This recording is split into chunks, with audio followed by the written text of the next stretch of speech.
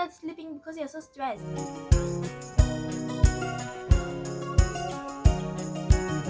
Welcome to World of Crafts and Nerdy Things. If you're new here, hi, I'm Kuti. I make lifestyle, psychological, nerdy and crafty / fashion and design videos. If you're interested in this type of videos, just subscribe, turn on the notification bell to know when I post.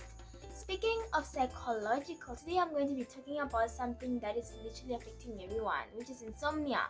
Like, how is everyone struggling with the same thing? It's so weird. Or maybe the people I'm around, or specifically how I got rid of my insomnia for good, which is insane. Like, I never thought in a million years that I would be able to sleep. Before we talk more about it, let's describe what insomnia is. According to the DSM-5, insomnia disorder is when one struggles to fall asleep at night, experiences issues staying asleep throughout the night, or when sleeping does not lead to the individual feeling rested even after sleeping for a normal amount of sleeping hours. Turns out a lot of students actually struggle from insomnia. Did you know that actually if you don't sleep for 11 days straight, you can actually die? And speaking for someone who has gone 3 days or more without sleeping, I know how crazy one can literally go. I think I even started hearing things. It was insane.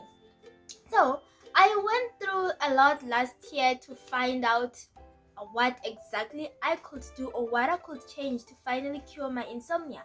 And I finally came up with like a strategy that worked for me, and now I sleep like a baby. Like, literally, I actually sleep. Well, I'm here to finally share what I did that worked to get rid of my insomnia, and hopefully it will help some of you guys. Actually, I want you guys to go try this strategy out and tell me if it worked for you. So the first thing I started to do was to exercise before I went to bed, like an hour before or maybe 2 hours before I went to bed. And the reason I started doing this is sometimes my body will be extremely tired, but my mind will be literally alert. So I did not know what to do. You know how sometimes your body is so tired, you literally can feel like you need to sleep, but somehow you can't fall asleep. I decided that, you know what, in order for my brain to actually rest and feel tired, I think I could try exercising. One thing that I do is Zumba.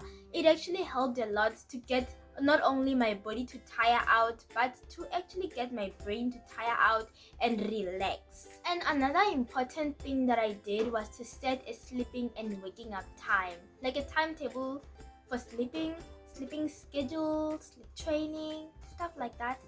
So yeah, I think that helped a lot for me because I knew what time I was supposed to go to sleep and what time to wake up. I set alarms to tell me, hey, it's time to sleep, hey, it's time to wake up. And at first it's not going to be easy. I set my time for 10 o'clock. 10 o'clock I was going to sleep. I was a student. So yeah, I literally dropped everything to go to bed. It was not working at first because my brain was not used to fall asleep at 10. Sometimes I would find myself 12 o'clock, I'm still up, like nothing is happening. But the more you train your brain to do the same thing every day, the more it's finally going to get a hint like, I'm telling you to go sleep, please sleep. Another important thing, stay away from your phone an hour before you go to bed. Phones are very distracting. One thing that I know about myself is if I go to bed with my phone, I'm definitely going to be on YouTube. I'm like always on YouTube. So you will tell yourself, just one more video. Especially now that there's YouTube Shorts, like you tell yourself just one more video. 3 hours later, you're still on your phone. So phones are very distracting, and by the time you're ready to fall asleep, you're really not sleepy and your sleep schedule has just been messed up. So I think it's very important to just keep your phone away from you like an hour before you go to bed. That way, get time to relax and train your brain that, oh, now it's time to sleep. And yeah, there's one thing that is extremely sensitive and hard to do.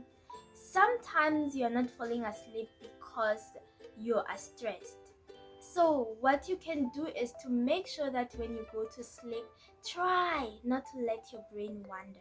Also, try not to overthink. It's not easy. Like, I don't know, whatever you do or whatever you can do, just breathe in, breathe out, breathe in, breathe out, whatever.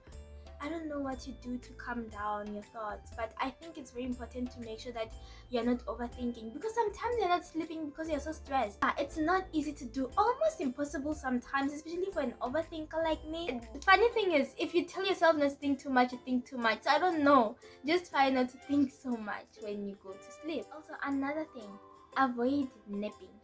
I have seen such improvement since I stopped napping. I was never a big napper, but when I started going through insomnia, I was napping all the time. But if you are napping, you'll literally sleep in the morning or whatever your napping time is, then you're gonna struggle to fall asleep. And then we have the issue of lights. There's people who sleep with lights on, others sleep with lights off. I personally sleep with lights on. I am terrified of the dark, so it does not really apply to me. But if you sleep with the lights off, make sure that they are off when you are going to sleep. That way you can like train your brain to know that when the lights are off, it means it's time for me to sleep.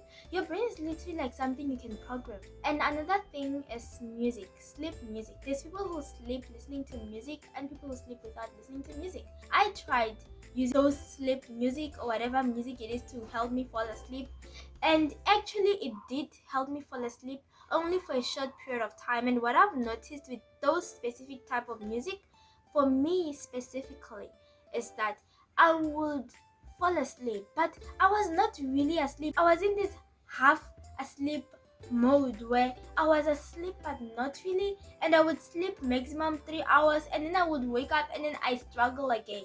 So I would advise to avoid those if you are like me. If it makes you sleep but only for 3 hours or whatever. But if you're someone who is used to sleeping with sleep music and it's working for you, I think that's okay. And the most important thing to do is consistency. If you are consistent with your sleeping schedule, you sleep at the same time every day, wake up at the same time. If you are one person who is like me, who has crazy running thoughts and restless mind, you exercise before you fall asleep and you stay away from your phone when you're about to go to sleep, I think it's actually going to help you in the long run, because at some point after you've programmed yourself to fall asleep, it won't really matter. You will just automatically be able to fall asleep. And I hope this video was helpful for you.